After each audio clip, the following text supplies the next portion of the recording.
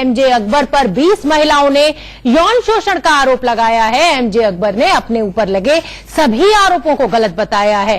अकबर ने आरोप लगाने वाली पत्रकार प्रिया रमानी के खिलाफ मानहानि का केस दर्ज कराया है। इस मामले में आज दिल्ली की पटियाला हाउस कोर्ट में सुनवाई होनी है। आज पहली बहस का सवाल यह है कि क्या एमजे अकबर ने इस्तीफा देने में देरी कर दी? क्या पहले इस्तीफा देकर एमजे अकबर सरकार की और खुद की किरकिरी से बच सकते थे? साथ ही सवाल यह भी उठता है कि क्या इस्तीफे के पीछे 2019 का दबाव है या फिर नैतिकता? इस मुद्दे पर चर्चा करने के लिए हमारे साथ एक खास पैनल मौजूद है। आपका तारुफ करा देती हूं सभी के साथ। नवीन कुमार जी स्पोक्सपर्सन है बीजेपी के, प्रोफेसर डॉक्टर जीवीआर शास्त्री भी हमसे जुड़ेंगे, पॉलिटिकल एनालिस्ट हैं, NK Singh sir senior journalist हैं, Mukesh Tyagi ji film director and producer हैं और अंबर जैदी जी सोशल एक्टिविस्ट हैं, शक्ति यादव जी आरजेडी के नेता हैं। आप सभी का बहुत बहुत स्वागत है पहली बहस में। नवीन जी आपसे शुरुआत कर लेती हूं, क्या माना जाए, एक बहादुर लड़की की पहली जीत मानी जाए एमजे अकबर के इस्तीफे को? आज देश भर में महाअष्टमी के बाद नवमी का पर्व है और आपके माध्यम से सभी को मैं रामनवमी की बहुत बहुत हार्दिक शुभकामनाएं देता हूं। दूसरी बात यह कि देश में अगर भारतीय जनता पार्टी के विषय में अगर आप बात करेंगे तो महिलाओं के प्रति बहुत संवेदनशील है। उसका इस वाले में किसमें कोई प्रमाण या सबूत देने की आवश्यकता नहीं है। हाँ, लेकिन एमजे अकबर साहब विदेश मंत्री थे, बाहर थे, विदेश किसी काम से ही गए थे, सरकारी काम से ही गए थे, वापस रविवार को आए। आने के बाद जो सरकारी बाहर की जितनी भी नीतियां हैं, जो भी नीतिगत फैसले हुए, जो बातचीत हुई, उसको सरकार को देना बहुत जरूरी था। सोमवार को उन्होंने दिया और उसके बाद अपना इस्तीफा दे दिया कानूनी लड़ाई लड़ते। आप नवीन जी पहले आके वो अकड़े हैं मीडिया के सामने, मानहानि का दावा किया है, जब 20 लड़कियां सामने आ गई हैं तब इस्तीफा आया है। भाजपा गलत तरीके से प्रेजेंट ना करें उनके। जो एमजे अकबर साहब ने अगर मानहानि का दावा किया, देखिए लोकतंत्र में बचाव का हक सबको है। हम अकबर साहब के ऊपर कोई उंगली नहीं उठा रहे जब तक कि कोर्ट में प्रूफ नहीं हो जाता है। मुझे एक बात का जवाब दे दीजिए, लोकतंत्र में यही तरीका है कि जिस पे आरोप लगा उस पर फांसी दे दी जाए। तो INSY के अध्यक्ष को फांसी क्यों नहीं दी गई 3 महीने के बाद भी? उसको इस्तीफा बाद में। अरे सर, आप कांग्रेस बीजेपी क्यों करने लगते हैं हर चीज पे, हर मुद्दे पे आप कांग्रेस बीजेपी? सर आप पुरुष नैतिक जिम्मेदारी लीजिए, महिलाओं का जीना दूभर हो गया है। क्या बात करते हो आप? भी क्या बात करते हैं आपके भी? चलिए ठीक है, चलिए ठीक है, आरोप मत लगाइए सारे पुरुष एक जैसे। मैं ये नहीं कह रही हूँ कि सभी पुरुष, लेकिन महिलाओं के लिए बहुत दिक्कतें आ गई हैं। संवेदनशील की बात कर रहा हूँ मैं, कुछ खुलकर सामने आ रही है, कुछ नहीं कर पा रही है। आप ये बताइए कि जिस प्रकार से अभिषेक मनु सिंघवी की CDI कांग्रेस ने क्या किया, राष्ट्रीय प्रवक्ता बना दिया, वो बात करेगी। आपने क्या कर दिया? अगर कांग्रेस ने कुछ नहीं किया तो आपने क्या कर दिया? कानूनी नवीन जी आप कांग्रेस को कह रहे हैं अगर वो गड्ढे में कूदेंगे, वो गलत करेंगे तो आप वही करेंगे। चाहे कोई महिला हो या पुरुष, आपके तो अध्यक्ष निकलकर सामने आए और बचाव किया उन्होंने। चाहे कोई महिला हो या पुरुष को, चलिए ठीक है, बचाव में बात करने का पूरा अधिकार है। चलिए ठीक है, आरोप लगे उसको। शक्ति यादव जी आरजेडी के नेता हैं, शक्ति जी क्या माना जाए, देर आए दुरुस्त आए, कम से कम इस्तीफा तो दिया?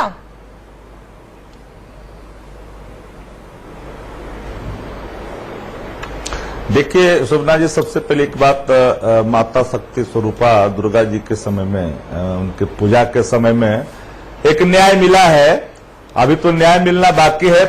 एक महिला अगर आरोप लगाती तो हमें लगता है कि किसी तरह की कई भ्रांतियां देश में होता, लेकिन 20 महिलाओं ने आरोप लगाया है और उनके केबिन के संदर्भ में क्या क्या कहे जाते थे वह भी उसने अपनी रपट में लिखी है। तो सर आप ये कहते थे ना कि एक ने लगाया है तो मतलब गलत इंटेंशन हो सकती है। आप सुन लीजिए ना, बोलने दीजिए, ठीक है।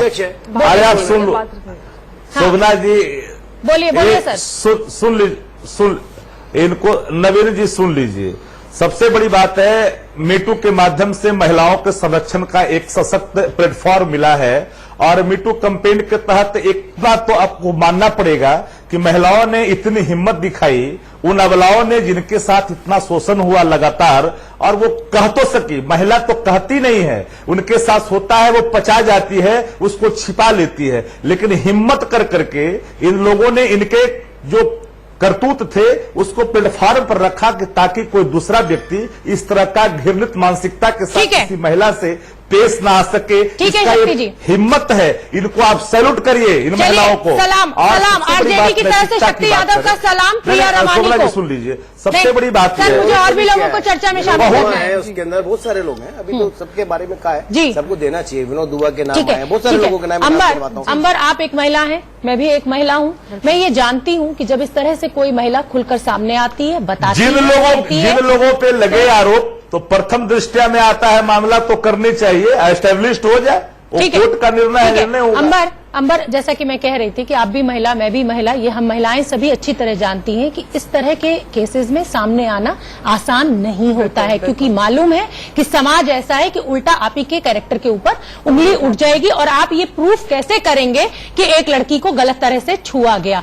ऐसे में क्या प्रिया रमानी के लिए आज एक बड़ा दिन आप कह सकती हैं कि कम से कम इस्तीफा तो दिया एमजे अकबर साहब ने, हालांकि मानहानि का दावा ठोका हुआ है उनके ऊपर और आज पटियाला हाउस कोर्ट में उसकी सुनवाई होनी है। देखिए शुभ्रा, कहीं ना कहीं ये उन महिलाओं की जिन्होंने भी एमजे अकबर जी के खिलाफ आके बात रखी है, अपनी जो भी अपने शोषण की बात रखी है, जब भी कोई महिलाएं इस तरीके की बात रखती हैं आके शोषण की, अगर सेक्सुअल हैरेसमेंट उनके साथ हुआ, आके पब्लिक प्लेटफॉर्म पे आके अपनी बात रख रही है, तो उसके लिए बहुत बड़ी हिम्मत चाहिए होती है। जैसा कि अभी शक्ति यादव जी कह रहे थे कि अबलाओं के साथ, महिलाएं अबला नहीं होती, आज नवमी है और हमारे हिंदुस्तान में 9 दिन महिला शक्ति की पूजा की जाती है, मातृ शक्ति की, तो महिलाएं बिल्कुल अबला नहीं होती है, और जो अबला होती तो इतना बड़ा एमजे अकबर के इस्तीफे को आप कैसे देखती हैं? बिल्कुल, ये महिलाओं की, जिन महिलाओं ने उनके खिलाफ कदम उठाया था, उनकी आधी जीत मैं मानती हूँ, क्योंकि एटलीस्ट उन्होंने उनके दबाव में आके, उनके प्रेशर में आके इस्तीफा तो दिया है, तो ये महिलाओं की आधी जीत मैं मानती हूँ। पूरी जीत नहीं है लेकिन ठीक है। मैं अंतिम टिप्पणी जो है वो एनके सिंह सर से लूं, उससे पहले मैं सभी मेहमानों को शामिल कर लूं। मुकेश जी, जिस तरीके से क्या नेता, अभिनेता, राजनेता सभी आ गए हैं इसकी चपेट में मीटू कैंपेन की, क्या आप मानते हैं कि कहीं ना कहीं महिलाओं के सशक्तिकरण में अब इससे मदद मिलेगी और ज्यादा महिलाएं सशक्त होंगी, कम से कम सामने आने की हिम्मत तो जुटाएंगी?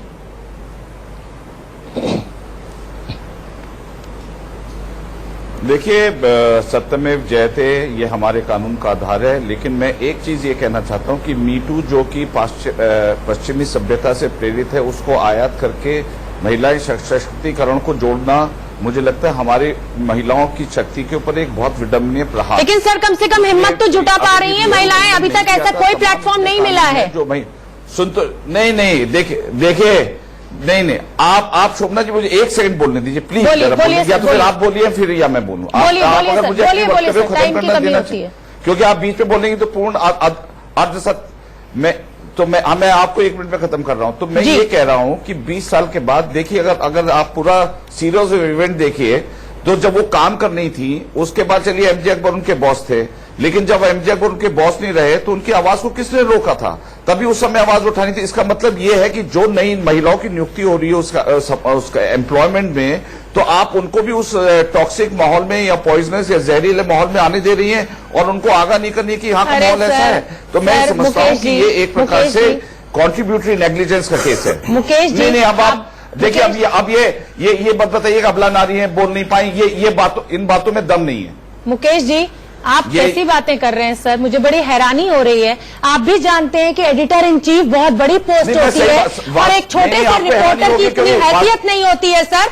एक गरीब लड़की जो अपने माँ बाप से लड़कर अपनी पढ़ाई पूरी करती है, नौकरी करने आती है, विरोध के बावजूद वो अपने माँ बाप से ये कहने की हिम्मत नहीं कर पाती है, क्योंकि आप भी हिंदुस्तानी समाज को अच्छी तरह जानते हैं कि माँ बाप लड़की से कहेंगे घर वापस आ जाओ, घर वापस आ जाओ। ये डर है उस लड़की में। आप ये कैसी बातें कर रहे हैं सर? चलिए एनके सिंह सर। सशक्तिकरण आप नहीं जी नहीं, ये सब पढ़ी लिखी लड़कियां हैं, ये अकेली आती है, बॉम्बे शहर में रहती हैं। अरे सर आप पढ़ तो लीजिए प्रिया रमानी की पोस्ट। सर प्रिया रमानी की पोस्ट पढ़ लीजिए पहले आप।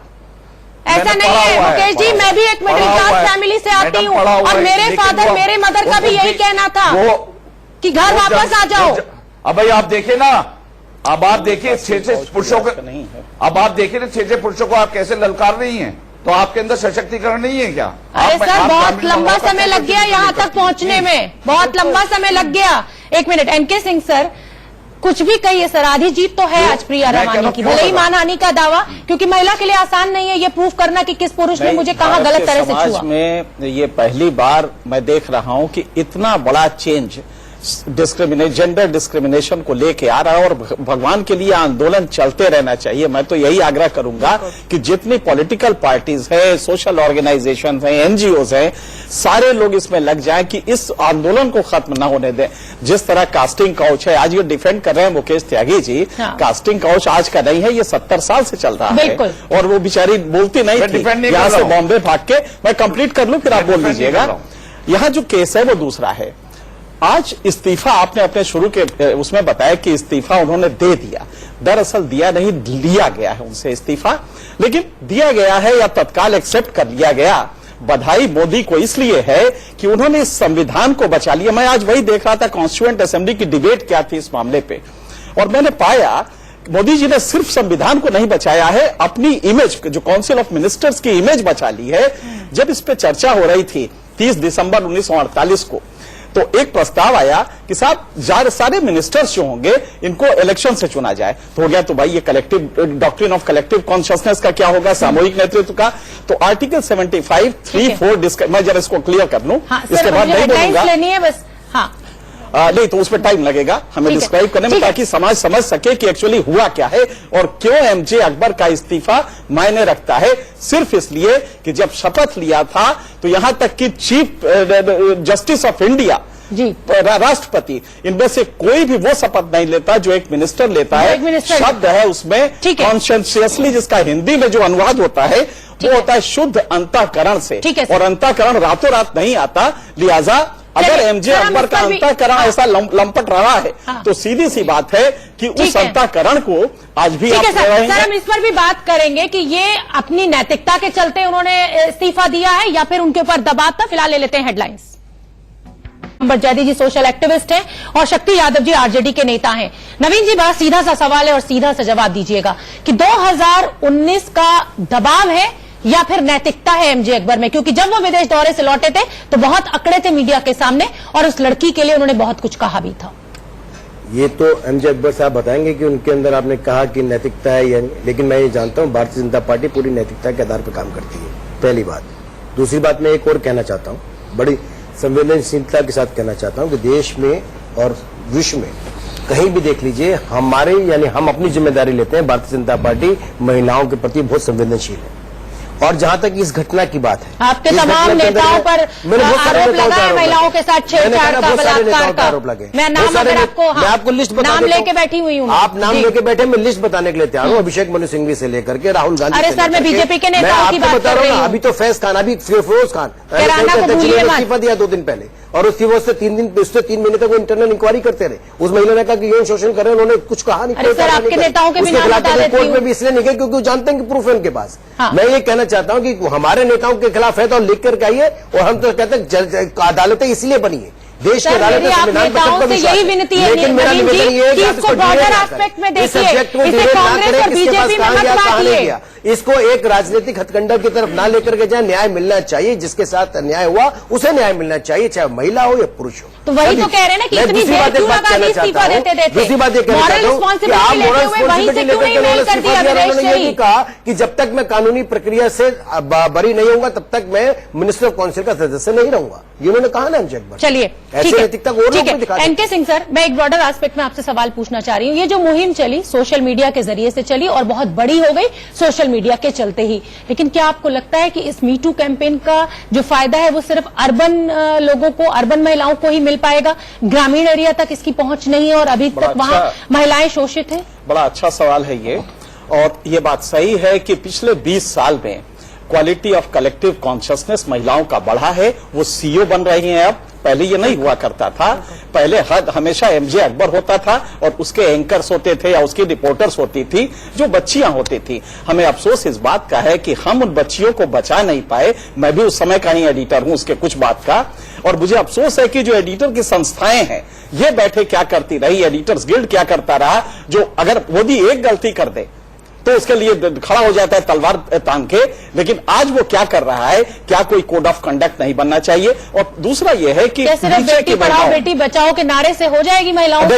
इससे कतई नहीं आप इसके साथ इसको मत जोड़िए। मेरा निवेदन, हर चीज में राजनीति मत करिए ना, राजनीति का विषय नहीं है। Beti Bachao Beti Padhao is different issue. नहीं, आप इसके मत जोड़िए। इसको इस तरह देखिए कि एडिटर का जो कंडक्ट होता है ये कोई शपथ नहीं देता, राष्ट्रपति के सामने शपथ नहीं देता, लेकिन एडिटर अपने आप में आर्टिकल 19(2) में जो वो सुविधाएं 19(1)(a) में दी गई है, उसमें एडिटर का मकाम बहुत ऊपर रखा गया है। और अगर आप किसी ताकतवर जगह पर बैठे हैं तो आप सोचिए कि एडिटर उसकी नौकरी ले लेता है, उसको प्रमोट कर देता है। और अगर वो इतना उस गरीब लड़की का सोचिए जो कमाने के लिए हिम्मत करके अपने परिवार से लड़कर बाहर निकलती है। जी बिल्कुल सही है।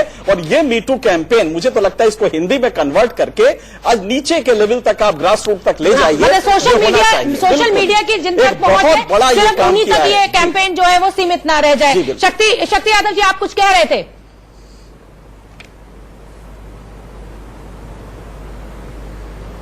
देखिए सुमना जी, मैं ये करना चाह रहा हूं, अभी ये कह रहे थे कि नैतिकता, मोरलिटी का ग्राउंड ये नहीं है। ये 2019 के चुनाव के मद्देनजर ये इस्तीफा लिया गया है दबाव में। इनका जो मोरलिटी की बात अभी कर रहे थे माननीय महोदय, इनको स्पष्ट कर दो कि जिनके प्रधानमंत्री ने राजधर्म पालन करने की नसीहत दी इतनी बड़ी घटना के बाद प्रधानमंत्री, और वो मोरलिटी ग्राउंड कतई नहीं हो सकता है। लालू यादव से नेताओं को सलाम है सर, कितना भी जेल जाना पड़ेगा। मेरे घर में बेटी है, क्या बात करते हैं आप नेता लोग? मैंने ना, अरे आप बताओ ना, अरे अमित शाह के बारे में बताओ ना, अरे अमित शाह के बारे में बताओ।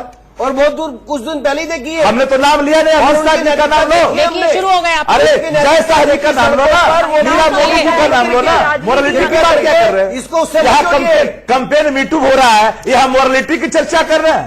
हेयर आइडियोलॉजी को, हेयर आइडियोलॉजी को देश के प्रधानमंत्री मीडिया खोल लेता जाकर के नीरा मोदी को अभी मोरलिटी की चर्चा कर रहे हैं। हमारे मोरलिटी ग्राउंड नहीं है, ये 2019 का मामला चुनाव के मद्देनजर किया गया है। आते आते बहुत देर कर दी, आते आते बहुत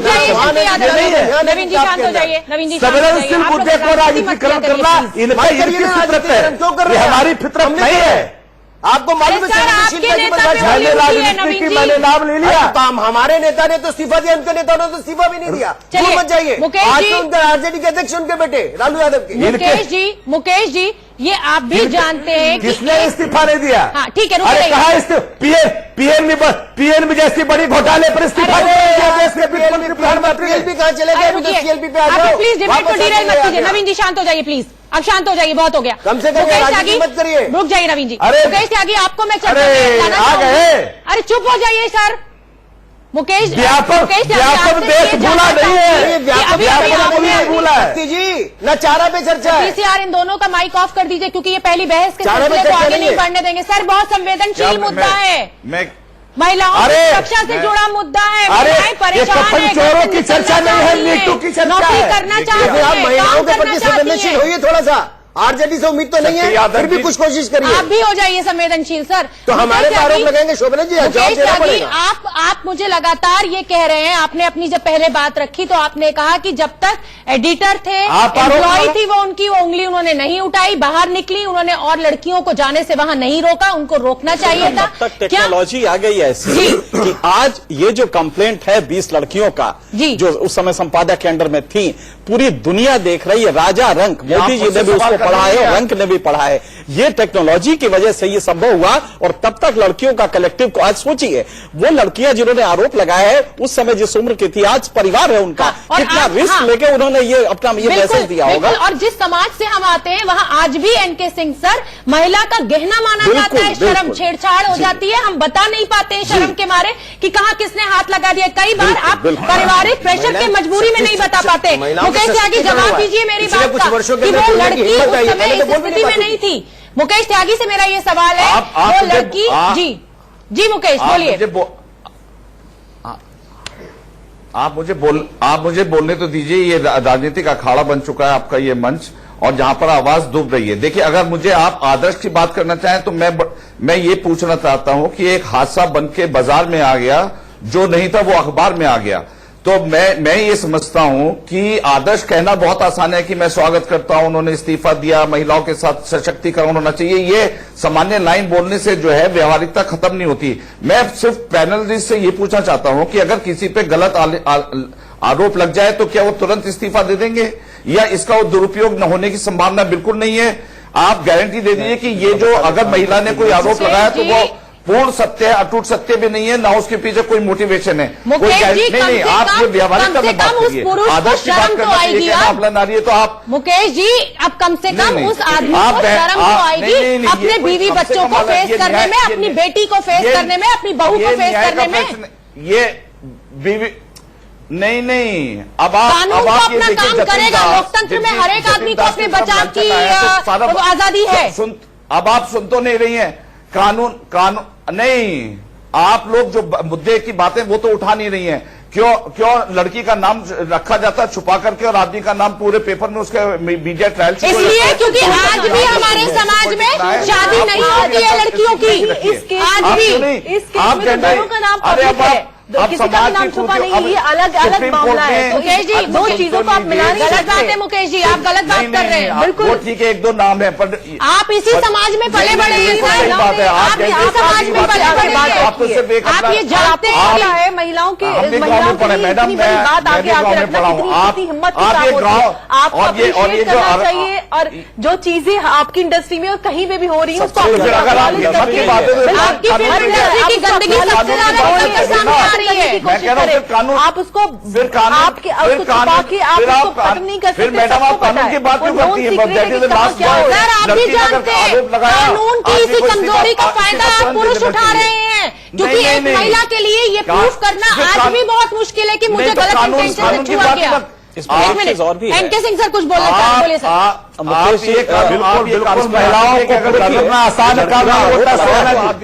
मुमकिन है। एक आरोप इस तरह के आरोप के दो कंपोनेंट होते हैं, क्रिमिनल कल्पेबिलिटी होती है जिसे अपराध दोष कहते हैं, और दूसरा होता है मॉरल टर्पिट्यूड। यहाँ पे जो एमजे अकबर पे केस लगता हो सकता है कोई प्रूफ नहीं मिलेगा, क्योंकि 20 साल बाद आप प्रूफ नहीं, और एडिटर को ये भी मालूम नहीं कभी नहीं प्रूफ कर सकते। और ये भी जबकि एडिटर को अपने कमरे का मालूम है कि उसके कैमरे का एंगल किधर है, तो लिहाजा वो किनारे वाले कोने में चला जाएगा, कोई प्रूफ आपको नहीं मिलेगा। लेकिन क्या तब छोड़ दिया जाए इसे? महिलाएं इसी तरह शोषित होती रहे? क्या वो हमारी बच्चियां?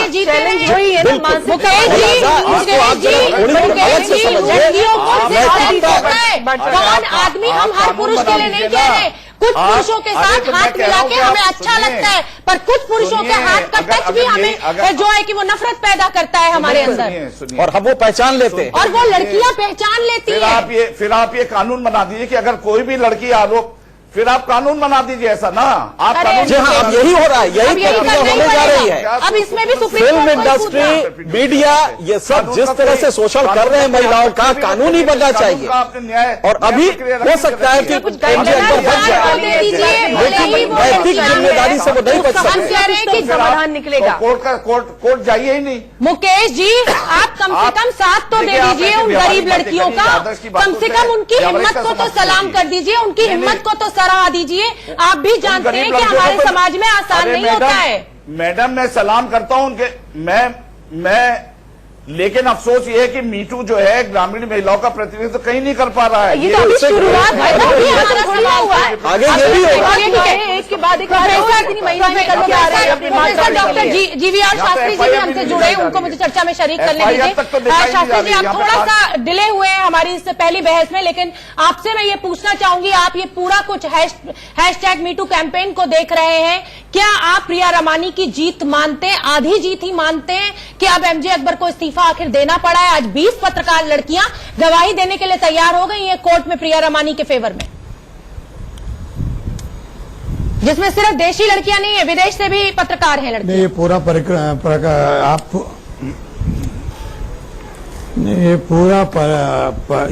सर थोड़ा जल्दी बोलिए। ऐसा लगता है आप जो आपके मिनिस्टर जो अकबर साहब, ये अकबर साहब के ऊपर ये रिजिग्नेशन ही नहीं होगा, ये रिजिग्नेशन के अलावा भी इनके ऊपर एक ऐसी कमेटी और जुडिशरी कमेटी स्थगित किया जाए, ये तो असाधारण बात है। ये कोई ठीक है, नॉर्मल नहीं है। कोई आपकी defamation मांग case है कर कि दिया तो एक ये तो कमेटी नहीं का है। गठन होना चाहिए। ये तो ठीक है, डेफिनेटली इनके ऊपर कोई कमेटी कंस्टिट्यूट करे। ठीक है जी वीआर जी, बने रहिए हमारे साथ। नहीं, इनकी सरकार की दायित्व है ये किसी के ऊपर नहीं, एक मिनिस्टर के ऊपर। ठीक है, मेनका गांधी की जो सिफारिश थी उसको तो ऐसा नकार नहीं, दिया गया दायित्व है, उनको बनाना नवीन जी, चाहिए, कमेटी गठन नवीन जी, करना अगर चाहिए। एक कमेटी ये बन सुप्रीम जाए कोर्ट- तो कम से कम महिलाओं को प्रूफ कर पाए या ना कर पाए, कम से कम आप एक सपोर्ट तो दे देंगे, एक प्लेटफॉर्म तो दे देंगे, कम से कम इतना ही करा लीजिए सर अपनी नवीन सरकार जी की में। जगह मैं एक चीज बोल देता जी, हूं। बोलिए इसका सर। एक तरीका है कि पार्लियामेंट में लॉ ले आए और ओनस प्रोबेंडी होता है burden of proof. Burden of proof को एक्यूज पे डाल दे। लॉ तो MJ अकबर बहुत है, नहीं कानून लॉ तो बहुत है, इसमें नहीं है, implementation नहीं है, proof इसमें कैसे करें? इसमें Implementation बर्डन की ऑफ सारी कमी है। प्रूफ एक्यूज पे डाल दे, MJ अकबर सिद्ध करे कि उन्होंने ऐसा नहीं किया। इससे बहुत कुछ बदल जाएगा। मुझे लगता है कि तत्काल एक कानून की बस जरूरत है। एक मिनट के लिए रोकना चाहूंगी। इस समय की बड़ी खबर आ गई है। आशीष पांडे जो कि खुलेआम 5 सितारा होटल में बंदूक लहरा रहे थे, वो सामने आ गया है। ब्रेकिंग न्यूज इस समय की हम आपको बता रहे हैं, पहली बार कैमरे पर आया आशीष पांडे। बहुजन समाजवादी पार्टी के नेता का बेटा है आशीष पांडे। बोला आप सिक्योरिटी वालों का बयान लीजिए, हयात होटल के स्टाफ से बयान लीजिए। आपको एक बिजनेसमैन है इसलिए उन्होंने धमकाया नहीं। जो वीडियो सभी ने देखा कि वो किस तरह खुलेआम लौटा रहे थे। एक बड़ा पैनल मेरे साथ जुड़ा हुआ था पहली बहस में। बस एक छोटा सा रिएक्शन 10 सेकंड का मैं सर एनके सिंह सर आपसे लेना चाहूंगी कि जिस तरह से महिलाएं खुलकर सामने आ रही हैं और आज मानहानि का जो केस है पटियाला हाउस कोर्ट में एमजे अकबर ने लगाया। देखिए, सर, ये जो 10 सेकंड। मानहानि का केस है, ये क्रिमिनल डिफेमेशन है। ये 3 साल चलता है कम से कम, क्योंकि क्रिमिनल है, ये सिविल नहीं जी। है। दूसरा ये है कि इसमें जो मी टू कैंपेन शुरू हुआ है, मैं तो यही कहूंगा कि इसको जल्दी से हिंदी में भी शुरू करें ताकि गांव तक ये चीजें जा सब सके, महिलाओं तक इसका लाभ और ये पहुंच आंदोलन सके। रुकना नहीं ठीक है। चाहिए। पहली बहस में मेरे साथ इतना ही। आप सभी मेहमानों का बहुत बहुत धन्यवाद। रोज हम एक बड़े मुद्दे पर पहली बहस